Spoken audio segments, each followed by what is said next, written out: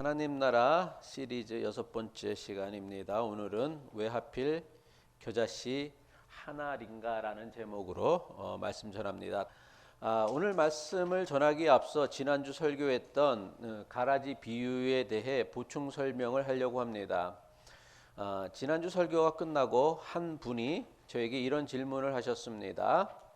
가라지를 뽑지 말고 그대로 두어야 하는 것처럼 사람을 함부로 심판하지 말라라는 그 지난주 설교의 강조가 자칫하면 교회나 세상에서 벌어지는 잘못된 일들에 대해 무관심하게 만들거나 방관하게 만들 수 있다라고 물으셨습니다. 저도 100% 전적으로 동의하고요. 그래서 우리가 모두 진지하게 한번 생각해 봐야 할 질문이라 여겨서 오늘 말씀을 나누기 앞서 잠시 생각해 보려고 합니다. 성경의 모든 말씀이 그러하겠지만 가라지의 비유 역시 예수님의 본래 뜻과는 전혀 상관없는 방식으로 해석되어지고 적용되어질 수 있습니다. 내가 듣는 설교가 또 내가 생각하는 성경에 대한 해석과 적용이 본래 예수님의 의도와는 정반대가 되어질 수 있고 성경 전체가 의도하는 바와 전혀 다른 식의 해석과 적용을 할 수도 있는 위험성이 우리에게 있어요. 왜? 우리는 다 주관적이기 때문에. 어느 누구도 객관적인 사람은 아무도 없습니다. 그냥 조금 더 객관적이 되어질 뿐이지. 근데 어떤 사람일수록 더 심하냐면 큰 교회를 목회하는 목사님들의 주장일수록 그 오류가 훨씬 더 심합니다. 제 설교는 여러분들이 다 의심을 해요. 저 목사 하는 말이 진짜 맞는 말인가? 왜? 나는 교회가 얼마 안 되니까, 교인 수가 얼마 안 되니까, 그리고 작은 교회니까 저 목사가 하는 말에는 뭔가 문제가 있을 거야 라고 생각할 수가 있어요. 저는 그게 좋다고 생각해요. 그런데 큰 교회 목사님들의 설교를 들으면서 여러분들 그런 생각을 안 해요. 큰 교회 목사님 설교니까 여기는 틀릴 게 없어. 이게 틀린 얘기라면 그렇게 많은 사람들이 모여들 수 있을까? 그런 인지 부조화가 우리에게 있다라는 거예요. 그런데 이게 얼마나 위험한 생각인지는 교회를 보면 알 수 있어요. 신천지의 이만희를 따르는 사람들이 수십만 명이 넘고요. 문선명을 따르는 사람들이 수백만이 넘어요. 그러니까 많은 숫자가 따른다고 그게 옳다라고 생각하는 그 인지 부조화로부터 우리가 자유로워질 수 있어야 된다라는 거예요. 그리고 실제로 교회에서는 하나님의 말씀, 예수님의 말씀을 이용하여서 자신들의 잘못을 합리화하려는 일들이 정말 비일비재하게 일어나고 있습니다. 많은 목사나 교인들이 심판은 오직 하나님께 속한 것이라는 말씀을 이용하여서 어떻게 적용을 하냐면 자신의 잘못을 비판하거나 자신의 잘못을 바로 잡으려는 사람들의 입을 막아요. 심판은 하나님께 속한 거야. 네가 심판할 게 아니야. 네가 따지고 들 게 아니야 라고 얘기를 해요. 이런 얘기 들어보셨어요? 못 들어보셨어요? 아주 너무 많이 듣죠. 근데 이거는 매우 잘못된 생각이에요.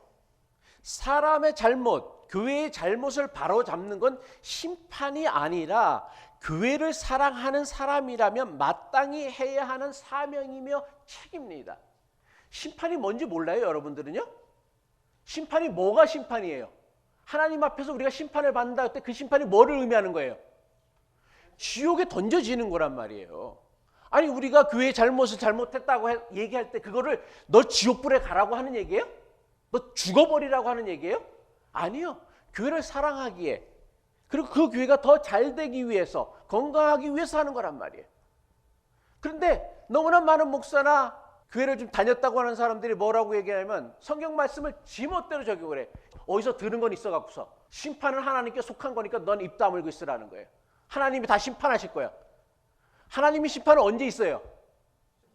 종말의 때에 있다고 그랬잖아요. 그때까지 기다리신다고 했었잖아요. 그럼 그때까지 우리에게 왜 심판을 미루시는 거예요? 고치라는 거예요. 바로 잡으라는 거예요. 그런데 그 바로 잡으려는 일들을 심판은 하나님께 속한 것이라고 하면서 사람들이 입을 막으려고 한다는 거예요. 예수님께서 가라지를 뽑지 말라고 하신 것은요, 세상이나 교회에서 벌어지는 나쁜 일들이나 악한 일들에 대하여 방관하거나 무관심하라는 말씀이 결코 아닙니다. 주인이 종들에게 가라지를 뽑지 말라고 하신 이유가 뭐예요? 주인이 종들에게 가라지를 뽑지 말라고 하신 이유가 뭐냔 말이에요. 뭐예요? 가라지가 괜찮은 거라서? 아니면 가라지를 두고 있으면 가라지도 좋은 걸로 바뀔 수 있을 거라고 생각했기 때문에? 아니요. 주인이 종들에게 가라지를 뽑지 말라고 하셨던 유일한 이유는 뭐예요? 가라지를 뽑다가 알곡이 다칠까 봐. 오로지 그것 때문에 가라지를 뽑지 말라고 한 거예요.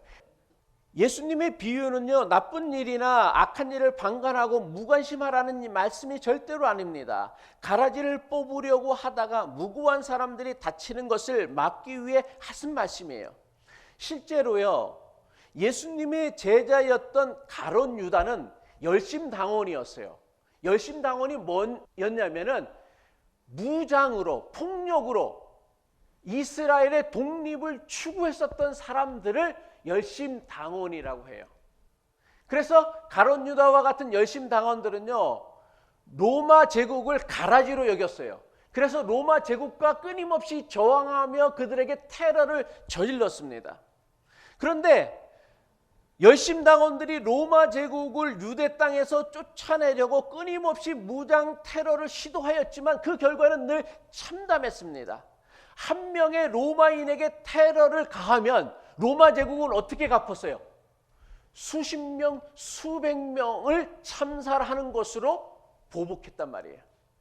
예루살렘 성전이 파괴된 이유도 마찬가지예요. 그런 이유 때문에 시작되어졌다는 거예요. 이것은 지금의 이슬람 과격분자들의 테러도 마찬가지입니다.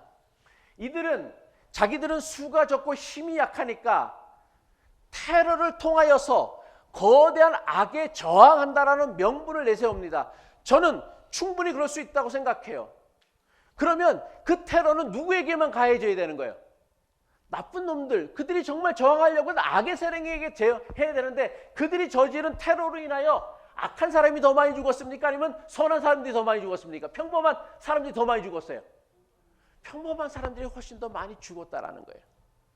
모든 테러는요, 거대한 악에 대항한다는 명분을 앞세우지만 그 과정에서 수많은 무고한 사람들이 다치고 죽는 일이 너무나 많았다라는 거예요. 예수님께서 가라지를 뽑지 말라고 하신 이유는 바로 여기에 있다라는 거예요. 그래, 그게 나쁜 일은 아니야. 악과 싸우는 것이 나쁜 일은 아니지만 악에게 지지 말아야 되지만 그 방법에 대해서는 생각을 해보라는 거예요. 혹시 내가 거대 악과 싸운다라는 명분 때문에 그 과정에서 무고한 사람들이 다친다라면 그거는 절대로 하나님이 원하시는 뜻이 아니다라는 거예요. 예수님의 비유에서 밭에 난 가라지가 어떻게 생겨난 것이었습니까? 저절로 생겨났어요?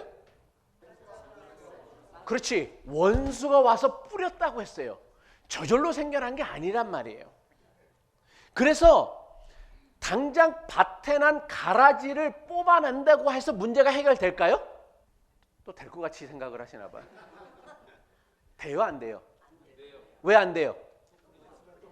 그렇지. 원수가 또 와서 뿌리면 되는 건데 뭐 그게 문제 해결의 열쇠가 되어줄 수 있느냐라는 거예요. 가라지를 뽑아내면요, 원수가 또 밤새 몰래 와서는 또 가라지를 심고 갈 거예요. 이게 뭘 의미하냐면 나쁜 놈 하나 제거한다고 문제가 해결되지 않는다라는 거예요. 우리가 싸워야 할 대상은요, 가라지가 아니에요. 누구예요? 그렇지, 원수예요. 근데 우리는 누구랑 늘 싸워? 가라지랑 싸운단 말이에요. 우리가 싸워야 할 대상은요, 원수란 말이에요. 원수는 예수님이 뭐라고 했어요? 사탄이고 악마라고 했어요. 그러면 사탄, 악마가 오늘 우리 시대에는 무엇을 의미합니까? 인간의 탐욕을 의미하는 거고요. 악한 사회의 구조, 시스템을 의미하는 거란 말이에요. 그래서 우리가 싸워야 할 원수는 가라지가 아니라 끊임없이 인간을 타락하게 만들고 인간을 이용하게 만들고 세상을 악하게 만들려고 하는 우리의 탐욕과 싸워야 되는 것이고요. 또 이 악한 탐욕의 구조를 지탱해주고 유지해주고 있는 이 악한 사회의 구조와 싸워야 한다라는 거예요. 근데 우리는 늘 가라지랑 싸우려고 그래. 그 예수님이 그걸 얘기해 주시는 거예요. 야, 네가 싸워야 될 게 가라지가 아닌데 원수가 와서 뿌렸다고 했는데 왜 원수랑 싸울 생각은 안 하고 왜 가라지랑 싸울 생각만 하느냐라는 거예요. 우리가 싸워야 할 대상은요, 가라지가 아니라 원수예요. 사탄이에요. 악마예요. 그리고 우리는 사탄에게 물들지 말아야 합니다. 사탄에게 지지 말아야 됩니다. 사탄이 강요하고 유지하려고 하는 세상의 질서에 저항할 수 있어야 돼. 선으로 악을 이길 수 있는 법을 배우고 훈련해야 돼요. 그게 교회이고 그게 신앙이란 말이에요. 가라지의 비유는요, 세상이나 교회에서 벌어지는 나쁜 일, 악한 일을 방관하거나 무관심하라는 뜻이 절대로 아닙니다. 다만 하나님 나라를 위하여 우리가 감당해야 하는 가장 중요한 사명은 당장이라도 가라지를 뽑으려고 했던 종들의 사명이 아니란 말이에요. 그래서 예수님은요, 천국을 뭘로 비유하셨어요? 가라지를 뽑으려고 했던 종들이 천국이라고 했어요? 누가 천국이라 그랬어요? 그렇지. 어디다가? 자기 밭에다가? 그냥 씨도 아니었어. 분명히 거기는 좋은 씨를 뿌리는 사람이라고 그랬어요. 예수님은요, 가라지를 뽑으려고 하는 사람을 천국이라고 하지 아니하고요, 자기 밭에다가 좋은 씨를 뿌리는 사람이 천국이다라고 얘기했어요. 무슨 뜻이냐면, 자기 밭에 좋은 씨를 뿌리는 사람이 천국이라고 비유하신 것처럼 세상에 좋은 사람, 선한 사람이 점점 더 많아지게 하는 것, 이게 하나님 나라를 만들어가는 우리의 사명이고 그게 하나님 나라라는 거예요. 하나님 나라를 만들기 위하여 세상을 바꾸고 변화시키기 위해서는 두 가지 방법이 있습니다. 첫 번째는 뭐냐면 악한 사람을 하나씩 제거하는 거예요. 가라지를 하나씩 뽑는 거예요. 다른 하나는 뭐냐면 선한 일을 하는 사람, 악한 일에 저항하는 사람들을 한 명씩 늘려가는 거예요.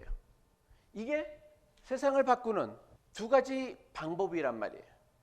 여러분은 이 두 가지 방식 가운데 어떤 방식이 하나님께서 원하시는 방식이며 하나님 나라를 만들어가는데 이게 더 적합하다고 생각해요?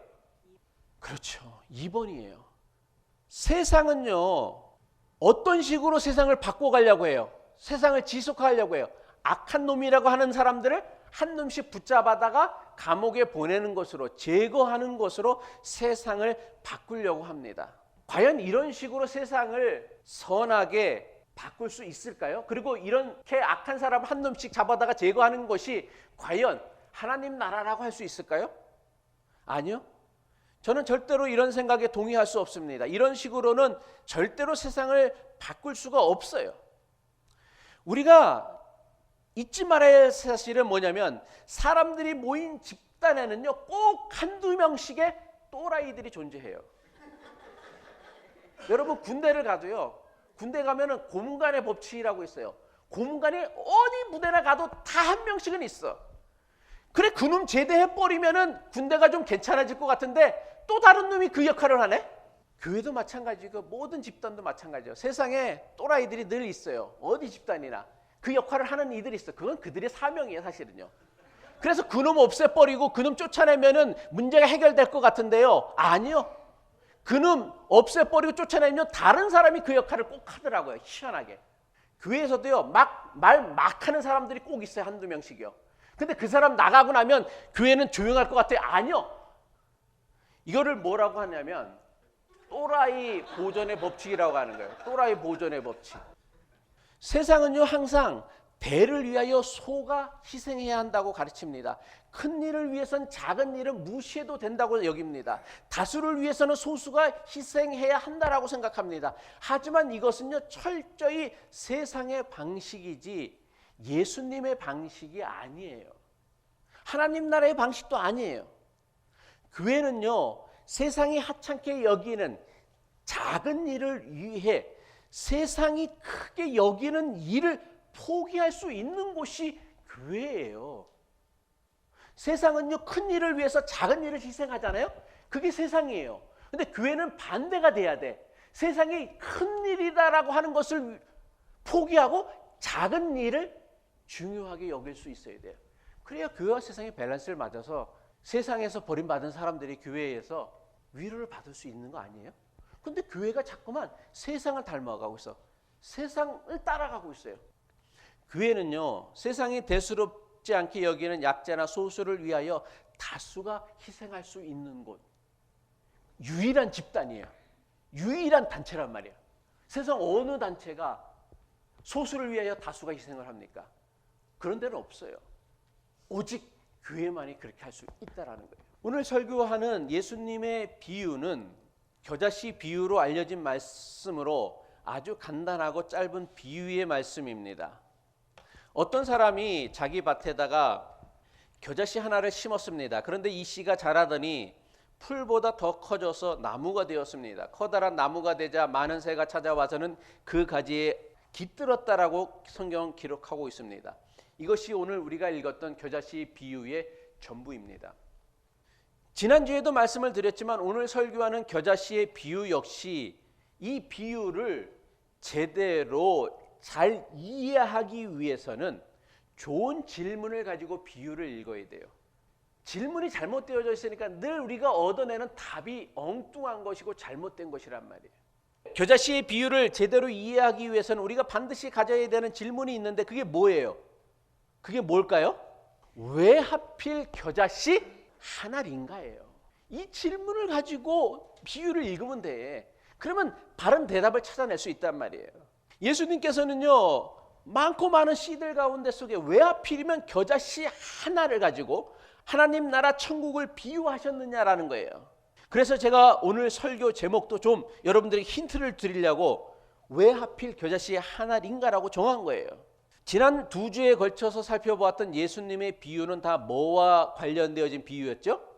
씨와 관련된 비유였죠. 씨 뿌리는 자의 비유, 그 다음에 지난주 가라지의 비유인데 좋은 씨를 자기 밭에 뿌렸는데 원수가 와서 가라지 씨를 뿌리고 왔다라는 거예요.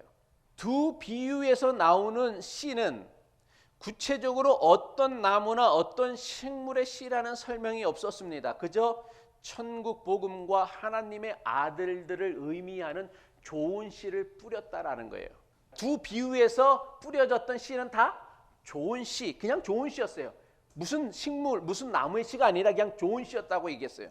하지만 오늘 비유에서 예수님은 천국을 무엇으로 비유하셨습니까? 마태복음 13장 31절 다시 한번 읽겠습니다.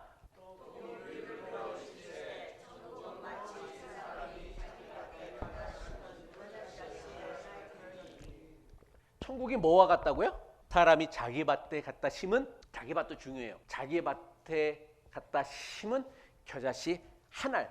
겨자씨도 아니야. 한 알이야, 한 알. 한 알.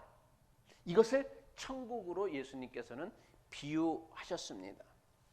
예수님은 천국을 씨로 비유하시며 무화과씨나 올리브씨 또는 포도씨로 비유하지 않으셨습니다.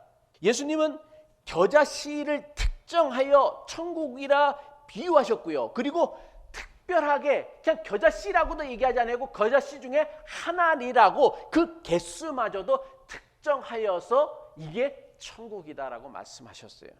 겨자씨 비유 역시 교회에서 자주 설교되는 비유입니다. 여러분들 많이 들어보셨죠? 교회 다니면서요.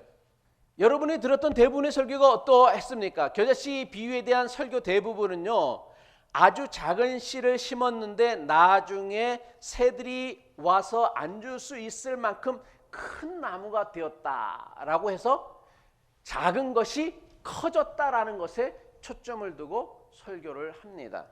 맞아요? 그렇게 들었죠? 다르게 들은 분도 있어요? 마치 이 설교는 욥기에 나오는 이 말씀과 너무나 비슷하죠. 어떤 말씀이랑 비슷할 것 같아요? 그렇지. 역시 이제는 통하기 시작했어요. 내 시작은 미약하였으나 내 나중은 심히 창대하리라. 제가 몇 번을 설명했지만 이거는 성경의 가르침하고는 전혀 정반대, 욥기의 메시지하고는 정반대의 말씀. 욥을 정죄하고 비난하기 위해서 했던 말이란 말이에요. 성경은 이런 가르침을 가르쳐주고 있지 않아요. 내 시작은 미약했는데 내 나중은 창대하리라, 이런 식의 가르침을 주고 있지 않아요. 근데 우리는 겨자씨 비유를 천국으로 비유하신 예수님의 말씀을 읽으면서 어떻게 해석하냐면, 야, 작은 걸 심었는데 커졌어. 욥기에도 나와 있잖아. 네 시작은 미약했으나 네 나중은 창대하리라. 이게 대부분의 설교나 대부분의 교인들이 알고 있는 겨자씨 비유의 가장 중요한 교훈입니다. 그런데 커졌다라는 것에 비유에 초점을 맞추는 순간 이 비유는 예수님의 의도와는 정반대의 해석을 하게 된다는 것을 우리가 생각해야 합니다. 만약 겨자씨의 비유에서 작은 것이 나중에 커졌다라는 것이 비유의 핵심 메시지였다고 한다면 예수님은 결코 겨자씨를 갖고 천국을 비유하지 않으셨을 것입니다. 왜냐하면 겨자씨보다는 차라리 다른 나무가 훨씬 더 효과적이에요. 이게 겨자나무예요. 우리는 이걸 나무라고 안 하고 그냥 겨자풀이라고 하는데 이스라엘의 문화는 고추도 나무예요. 줄기가 생기고 줄기가 좀 딱딱해지면 다 나무라고 해요. 이걸 겨자나무라고 해요. 그런데 성경에 나오는 다른 나무들을 한번 봅시다. 이건 상수리 나무예요. 성경에도 자주 나오는데 상수리 나무는 이렇게 커져요. 그 다음에 이거는 돌무화과 나무예요. 그리고 이건 올리브 나무예요. 작은 것이 커졌다라는 것이 초점이라고 한다면 예수님은요, 겨자나무 대신 상수리 나무나 올리브 나무나 아니면 돌무화과 나무로 비유하는 것이 훨씬 더 듣는 사람들에게 효과적일 거예요. 근데 겨자는요, 대부분 1년생 풀이에요. 1년 자랐다가 사라지는 거란 말이에요. 죽는 거란 말이에요. 2년까지 자라는 그 겨자씨 품종은 3m까지는 자란대요. 그렇다고 대단히 크게 자라는 건 아니라는 사실이에요. 겨자씨가 자라서 새들이 깃들인다는 말씀은 새들이 거기 와서 둥지를 튼다는 게 아니라 그냥 앉는다라는 거예요. 그냥 앉을 정도는 된다라는 거예요. 게다가 예수님의 비유가 작은 것이 커졌다라는 사실이 가장 중요했다고 한다면 굳이 겨자씨가 아니어도 상관이 없지요. 왜냐하면 모든 씨는 나중에 다 커지잖아. 그죠? 모든 씨는 다 커져요. 커지는 비율로 따진다라면 다른 씨들이 아까도 얘기했던 상수리 나무 씨라든지 아니면 올리브 씨라든지 아니면 무화과 씨가 훨씬 더 효과적일 수가 있어요. 왜? 그것들이 커지는 것은 겨자씨가 커지는 비율로 따진다면 훨씬 더 커지기 때문에. 따라서 오늘 비유를 제대로 이해하려면 많은 씨들 가운데 속에 왜 하필 예수님은 겨자씨로 천국을 비유하셨는가를 아는 것이 중요합니다. 예수님께서 천국으로 비유하신 겨자씨는 예수님 당시 유대인이라고 하면 누구나가 쉽게 이해하고 받아들일 수 있는 두 가지 의미가 있었어요. 예수님 당시 유대인들에게는 겨자씨라고 하면은 그것이 어떤 것을 의미하는 메타포인지를 금방 알 수 있었는데 그 첫 번째가 뭐냐면 가장 작은 것을 나타내는 메타포가 바로 겨자씨였다라는 거예요. 우리말에도요, 가장 작은 것을 나타낼 때 뭐라고 그래? 좁쌀 같다 또는 좁쌀 말고 깨알 같다라고도 얘기하죠. 그죠? 예수님이 뭐라고 얘기하셨냐면 마태복음 13장 32절 이는 모든 씨보다 작은 것이로되 자란 후에는 풀보다 커서 나무가 되며 공중의 새들이 와서 그 가지에 깃드니라. 모든 씨보다 작은 것이다. 물론 겨자씨가 실제로 모든 씨들 가운데 속에 가장 작은 씨는 아니었어요. 실제는 아니었지만 유대인들에게 겨자씨라고 하면 이거는 작다라는 것을 의미하는 메타포란 말이에요. 두 번째, 유대 사람들은요, 누구도 자기 밭에다가 겨자씨를 갖다 심지는 않아요. 왜 그런지 알아요? 겨자씨는요, 들판에 나가기만 하면 세고 센 게 겨자씨예요. 여러분들이 이제 시즌이 다가오네. 고사리 열심히 따잖아요. 그죠? 아니 뭐 매해 이렇게 고사리 열심히 따 집에다 심지? 밭에다 심지? 근데 고사리를 왜 밭에 안 심어요? 아니 밭에 가면 많이 자라는데 뭘 굳이 그거를 갖다가 심어? 땅 앞가시리. 똑같은 거예요. 겨자씨를 자기 밭에다 안 심는 이유는 뭐냐면 아니 집 밖에 나가기만 하면 세고 널린 게 겨자인데 그걸 왜 자기 밭에다 갖다 심느냐 말이에요. 땅 아깝기시리. 아무도 겨자씨를 갖다 심질 않아. 왜? 집 밖에만 나가면 세고 그래서 우리 최정아 시사님 말대로 산에만 가면 천지 삐깔인데 그걸 왜 굳이 집에다 갖다 심느냐 말이야. 들에만 나가면 천지 삐깔인데 그걸 왜 갖다 심어? 그런데 그런 겨자씨 하나를 자기 밭에 심었다라는 건 뭐를 의미하는 거예요? 정말 하찮고 보잘것없는 것을 자기 밭에 심었어. 소중하게 여겼다라는 것이죠. 겨자씨가 가지고 있는 이 두 가지 메타포야말로 겨자씨 비유를 이해하는 가장 중요한 핵심입니다. 예수님께서는요, 하나님 나라가 가까이 왔다고 선포하시고는요, 제자들과 예수님께 모여든 사람들에게 수시로 하나님 나라에 대해서 가르쳐 주셨습니다. 하지만 예수님을 따라다니던 제자들이나 사람들은요, 하나님 나라에 대한 예수님의 가르침을 좀처럼 이해할 수가 없었어요. 아니 생각해 보세요. 제자들이나 우리들 생각에는 하나님 나라를 만들려고 한다는데, 하나님 나라가 가까이 왔다고 했는데, 그러면 뭐 로마 제국에 대적할 만한 강력한 권력이 있거나, 아니면 돈이 엄청나게 많아서 용병을 살 수 있거나, 아니면 예수님을 따르는 사람들이 엄청나게 구름대와 같이 많아갖고서 그들을 군대로 조직할 수 있는 그런 군대가 있어야 한다고 생각했습니다. 하지만 예수님에게 이런 것이 단 하나도 없었어요. 도대체 권력도 없고 재물도 없고 군대도 없어 보이고, 그리고 게다가 대단해 보이지도 않는 12 제자들을 데리고 다니며 도대체 예수님은 무슨 방법으로, 무슨 수로 하나님 나라를 만들려고 하는지 도무지 예수님의 말씀을 이해하지 못했다라는 거예요. 자신들이 가진 힘으로는 도무지 하나님 나라를 만들 수 없을 것이라고 생각하는 제자들과 무리들에게 예수님께서 선포하시고 이루시고자 하셨던 하나님 나라가 무엇인지를 가르쳐주는 말씀이 바로 겨자씨의 비유라는 거예요. 그게 뭐냐면, 예수님께서 선포하시고 이루시고자 하셨던 하나님 나라는 제자들이나 예수님을 따라다녔던 그 많은 사람들이 생각했던 것처럼 거창하고 엄청나고 대단하고 어마어마한 것이 아니었어요. 예수님이 말씀하시고 선포하시고 이루시고자 하셨던 하나님 나라는요, 지극히 작고 보잘것없는 것들을 소중히 여기는 것에서부터 시작한다라는 것이었어요. 사람들이 하찮게 여겨 거들떠 보지 않는 것을 소중히 여기는 데서부터 하나님 나라가 시작되어진다라는 것을 가르쳐 주시기 위하여 예수님께서는 겨자씨 중에서도 단 한 알로 천국을 비유하셨다라는 거예요. 자기 밭에 심은 겨자씨 한 알로 하나님 나라를 비유하신 예수님은요, 스스로 겨자씨 한 알과 같은 삶을 사셨습니다. 모든 인류를 구원하기 위하여 세상에 오셨다는 예수님께서 어떤 모습으로 세상에 오셨습니까? 유대 땅에서 가장 시골 땅이라고 하는 베들레헴 마구간에서 가장 초라하고 비천하고 연약한 모습으로 세상에 오셨어요. 그리고 예수님께서 어디에서 자랐습니까? 유대 땅에서도 가장 총구석, 흥천과 같은 곳에서. 흥천이 어디냐? 우리 집사람 고향이에요. 그 흥천 같은 곳에서 30년을 사셨어요. 거기가 어디예요? 거기가 어디예요? 나사렛이에요. 그래서 예수님을 뭐라고 했어요? 나사렛 예수라고 했어요. 그게 좋은 뜻으로 하는 게 아니에요. 시골이라는 거, 촌구석이라는 거예요. 나사렛이 얼마나 시골이었느냐면, 예수님의 제자, 먼저 제자가 되어졌던 빌립이 자기 친구 나다니엘에게 소개합니다. 야, 나사렛 예수가 있는데, 야, 너도 한번 그 말씀 들어보고 너도 그분이 한번 제자가 되어보지 않을래? 라고 나다나엘한테 빌립이 소개를 합니다. 그러자 그 얘기를 들은 나다나엘이 뭐라고 얘기하냐면, 야, 어디 출신이라고? 나사렛 출신? 요한복음 1장 46절의 말씀이죠. 나다나엘이 이르되 나사렛에서 무슨 선한 것이 날 수 있느냐?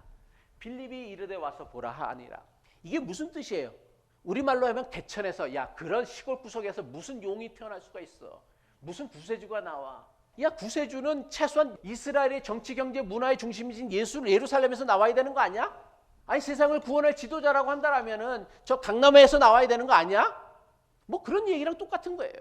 예수님의 제자들은 또 어떻습니까? 예수님의 제자들 중에 뭐 대단한 학식을 가진 사람도 없었습니다. 대단한 권세를 가진 사람도 없었습니다. 물고기 잡는 어부들이 대부분이었습니다. 심지어는 바리새인과 율법학자들이 죄인이라며 상종도 하지 않았던 세리 마태도 예수님의 제자 중에 한 명이었어요. 숫자도 겨우 12명이 지나지 않았습니다. 심지어 12명밖에 되지 않는 제자들 가운데 속에 어떻게 했어요? 가룟 유다는 예수님을 은삼십냥에 팔아먹고 배신하였습니다. 나머지 제자들 역시 예수님께서 종교 지도자들에게 붙잡혀가자 다 예수님을 버리고 도망치고 말았어요. 그러니까 오합지졸을 데리고서 하나님 나라를 선포하신 거예요. 더 중요한 것은 예수님의 가르침입니다. 예수님은요, 제자들과 모여든 사람들에게 하나님 나라에 대해서 가르치시면서 단 한 번도 엄청나고 대단한 일을 하라고 가르쳐 주지 않았어요. 야, 너 이런 일을 하면은 세상을 뒤집어 놓을 수 있을 거야 라고 하신 게 한 번이라도 있으셨어요? 없었어요. 예수님의 관심은요, 늘 약한 자들, 어린아이들, 죄인이라고 멸시받았던 세리와 창기들, 그리고 병든 자들에게 있었습니다. 그리고 예수님은 뭐라고 얘기했었냐면, 이런 작은 자에게 하는 것이야말로 결단코 하늘의 상을 잃지 않는 가장 중요하고 값진 일이라 말씀하셨어요. 작은 자 한 사람에게 냉수 한 그릇이라도 친절을 베푸는 자에게는, 여기는 중요한 게 뭐냐면 결단코예요. 결단코란 건 뭐예요? 절대로 결코 그런 일은 있을 수 없다. 어떤 일이? 상을 못 받는 일이 있을 수 없다라는 거예요. 누구에게 한 일을? 작은 자에게 한 일에 대해서는 하나님께서 결코 잊지 않으시겠다라는 거예요. 어린아이들이 예수님께 나아오려고 하자 제자들이 어떻게 했어요? 어린아이들을 막았습니다. 당시 여자나 어린아이는 전쟁에 도움이 되지 않는 쓸모없는 사람으로 여겼어요. 그래서 숫자를 셀 때는 여자와 어린아이들의 숫자는 빼고 숫자를 셌단 말이에요. 한마디로 뭐예요? 쓸모없는 애들은 가라는 거예요. 옛날 약장수들이 약을 팔면서 그 어른들에게만 좋은 약을 팔면서 애들은 가. 애들도 필요할지 누가 알아 사실은요. 요새 애들은 다 필요한데 애들은 가 뭐 그러면서 약을 팔아 먹었죠. 똑같이 제자들이 예수님께 막 나가오니까 야 애들은 가. 왜? 예수님에게 도움이 안 된다라는 거예요.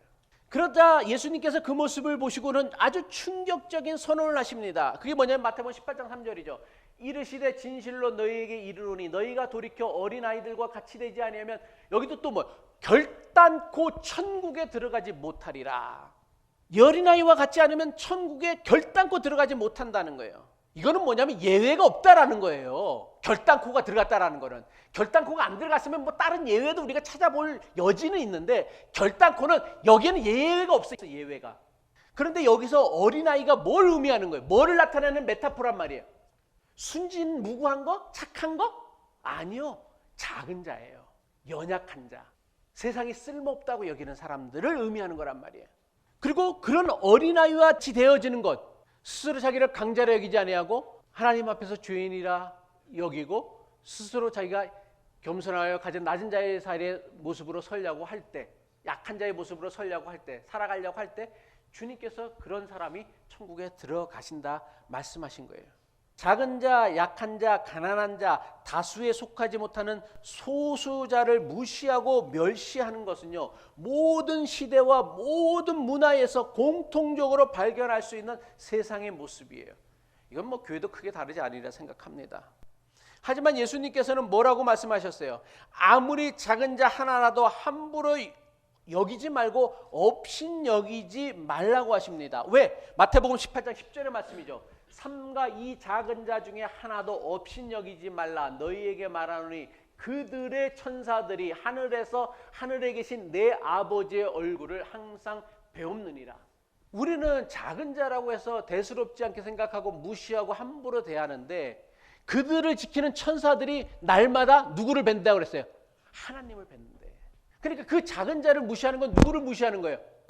하나님을 무시하는 거란 말이에요. 더 나아가 예수님은요, 사소한 일이라고 함부로 여기며 대수롭지 않게 여기는 아주 작은 일을 중요하게 여기셨습니다. 누가복음 16장 10절의 말씀이죠. 지극히 작은 것에, 그냥 작은 것도 아니야.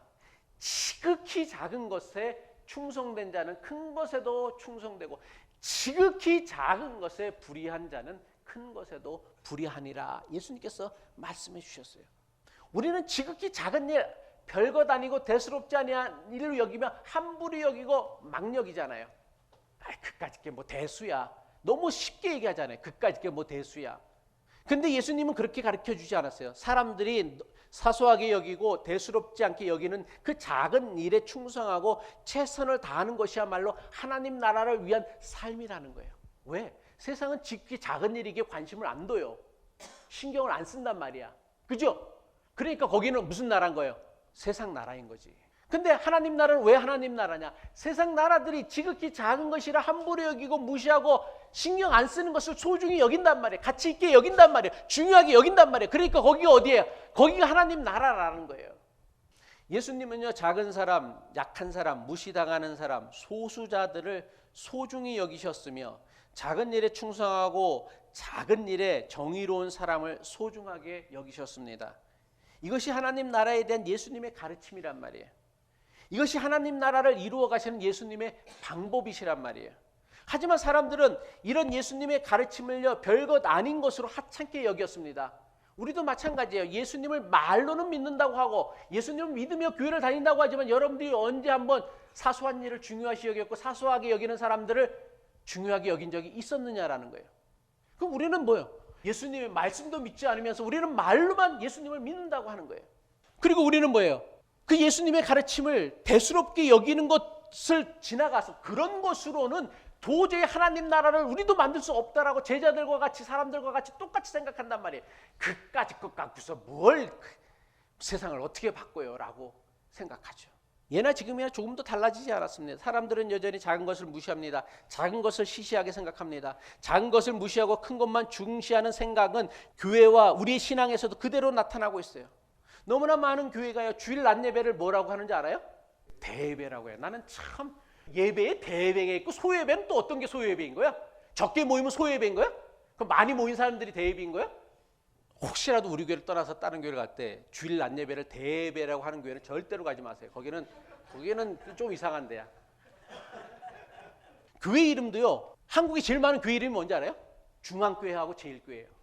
아니, 예수님은 자꾸만 가장 낮은 자의 삶을 살아가라고 하는데 교회 이름부터 중앙교회가 뭐예요? 교회 이름부터 제일교회가 뭐예요? 어느 지역을 가든요, 중앙교회 없는 지역이 없고요, 제일교회 없는 지역이 없어요. 아니, 우리는 예수님을 믿는다고 하면서 우리는 교회 이름서부터, 우리 예배의 명칭서부터 하나님의 뜻, 예수님의 가르침과는 전혀 상관이 없는 정반대의 길을 걸어가고 있어요. 그러면서 왜 예수님을 믿는다고 해? 그냥 만문을 믿고 권세를 믿고 힘을 믿는다고 하지, 다수를 믿는다고 하지. 목사와 교인들은요, 하나님을 믿는 믿음을 통하여 세상의 중심이 되거나 제일 높은 자리에 오르기를 원합니다. 아마도 대부분의 교회가 지금보다 더 큰 교회를 만드는 것이 그 교회의 가장 중요한 목적일 거예요. 저도 여기서부터 자유롭지 못해, 사실은요. 저도 이왕이면 좀 더 커졌으면 좋겠어요. 이게 무슨 교회인가 싶은 생각이 들 때가 참 많이 들어요. 근데 이거는 저뿐만 아니라 모든 교회들이 그 교회, 뭐 말로는 비전을 얘기하고 여러 가지 얘기하지만 그 모든 교회들이 갖고 있는 가장 큰 탐욕, 야망이 뭔지 알아요? 지금보다 더 커지는 거예요. 아니에요? 이걸로부터 자유로울 수 있는 교회가 단 한 교회라도 있을까요? 나는 한 교회도 없다고 생각해요. 더 큰 교회를 만드는 것이 가장 중요한 목적이 되어버린 교회는요, 자기 교회 교인들이 어떤 교인이 되는지는 상관하지 않아요. 교회가 제일 중요하게 여기는 건 뭐냐면 얼마나 많은 교인이 모이느냐가 그 교회의 가장 중요한 목적으로 여긴다라는 거예요. 자기 교회 교인들이 어떤 교인이 되는지는 상관하지 않아. 그냥 많이만 모이면 되는 거야. 헌금만 많으면 되는 거야. 남들보다 더 큰 건물만 가지고 있으면 되는 거예요.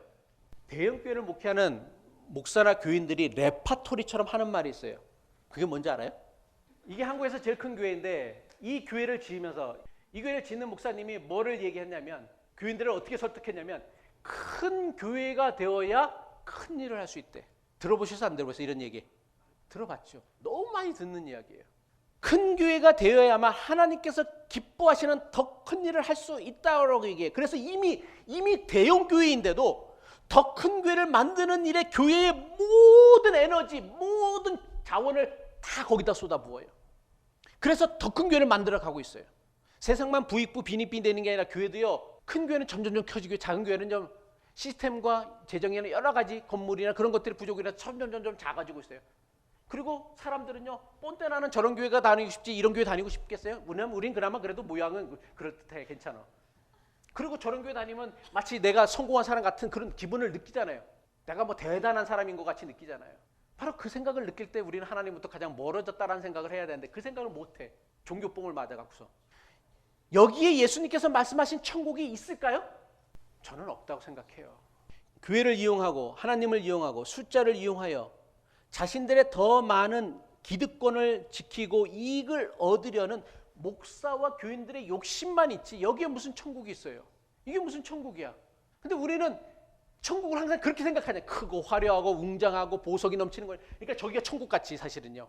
그러니까 제가 얘기했던 대로 다 하나님 나라에 대한 오해에서부터, 잘못된 편견에서부터, 신앙에서부터 모든 신앙의 왜곡이 시작되어진다라는 거예요. 그래서 제가 하나님 나라를 하는 거예요.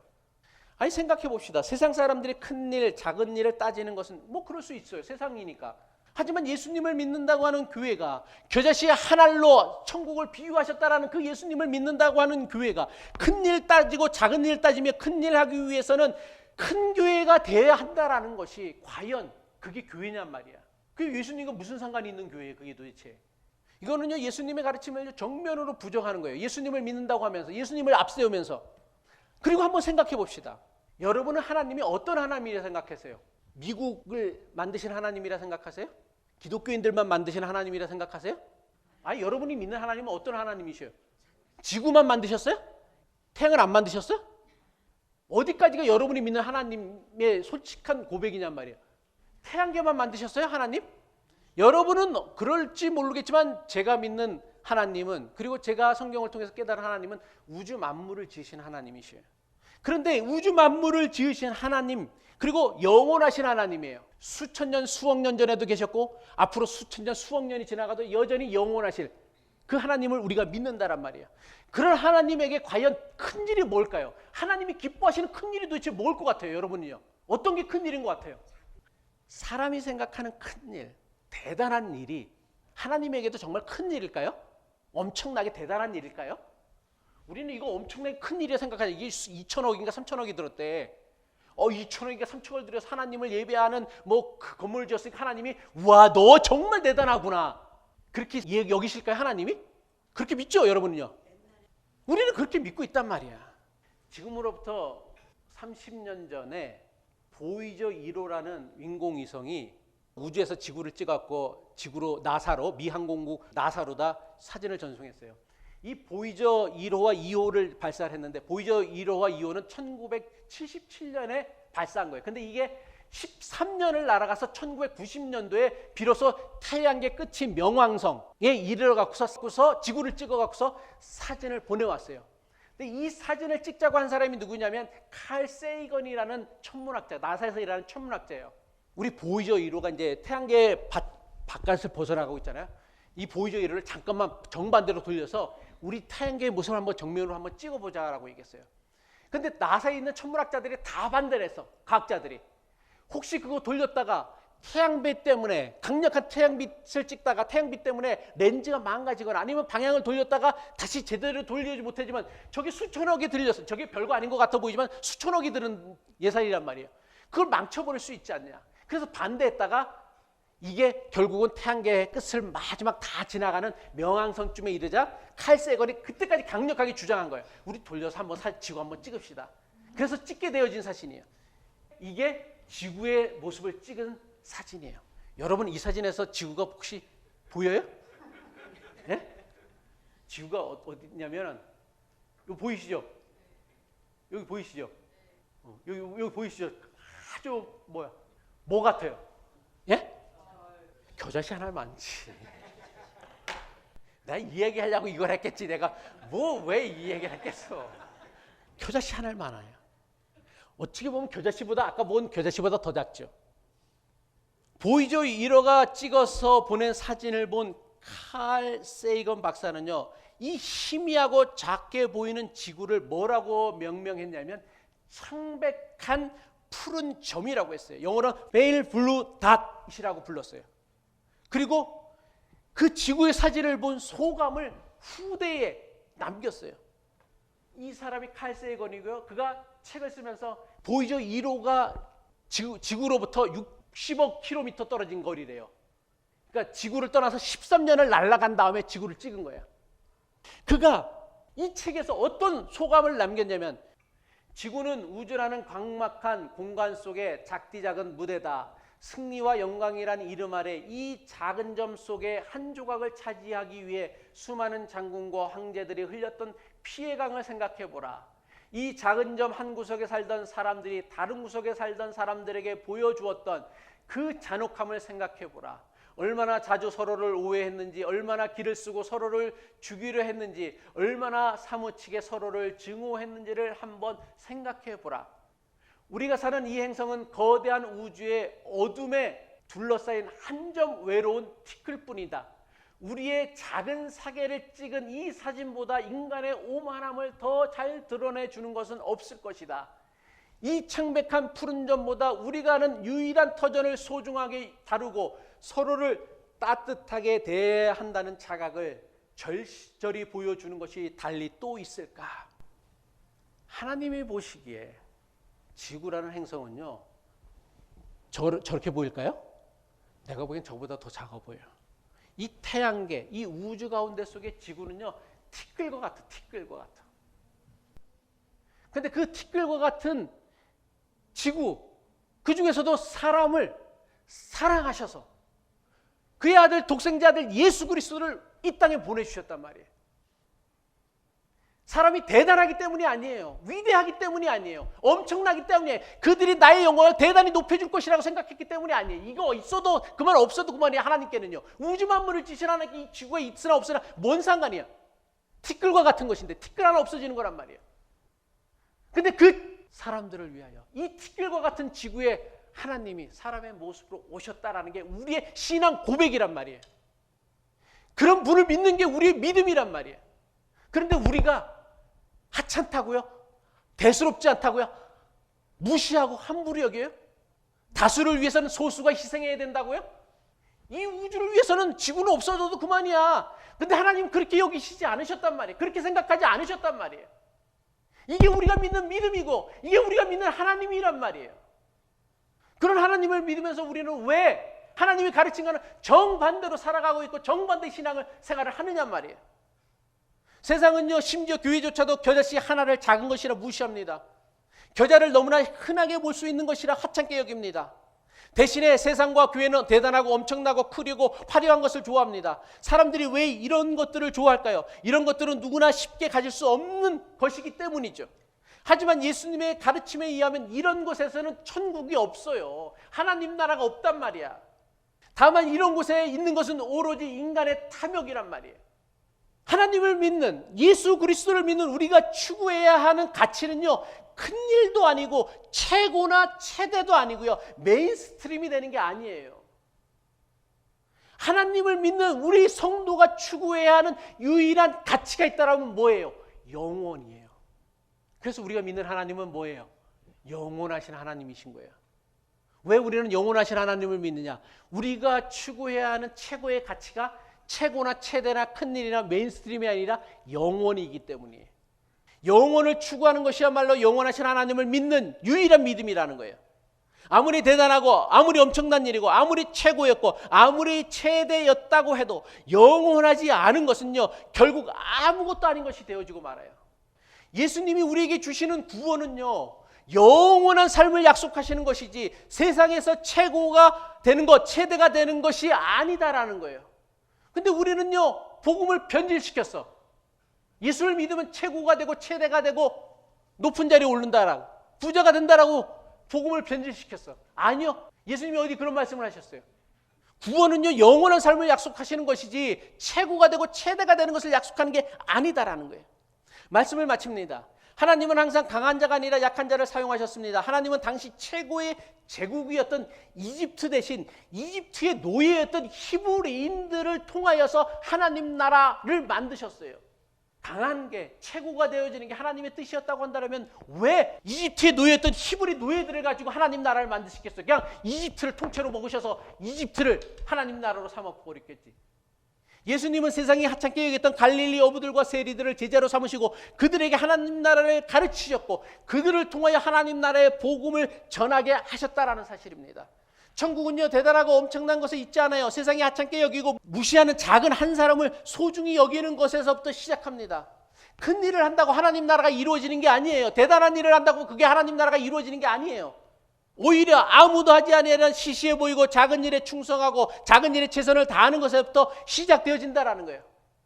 천국은요, 트럼프 대통령이 만들 수 있는 게 아니에요. 트럼프 대통령이 미국의 대통령이고 세계를 호령하는 최강대국의 대통령이지만 트럼프 대통령이 하나님 나라를 만들 수가 있어요? 못 만들어요. 그가 만드는 건 트럼프의 나라이지, 탐욕의 나라이지, 부자들의 나라이지. 그게 무슨 하나님 나라야? 아메리칸 퍼스트가 되면은 세계가 하나님 나라가 돼, 여기 땅이 하나님 나라가 되는 거예요? 어떤 게 하나님 나라예요? 세상 그 어디에서도 누구에게도 위로받지 못한 사람들이 위로받을 수 있는 곳이, 그곳이 교회가 되어져야 되고요. 거기서부터 바로 하나님 나라가 시작되어진다라는 거예요. 이것이 겨자씨로 비유된 하나님 나라의 모습입니다. 바라기는 저와 여러분의 신앙의 여정에 겨자씨와 같은 하나님 나라를 날마다 맛보며 살아갈 수 있는 저와 여러분 되실 수 있기를 주님의 이름으로 간절히 축복합니다.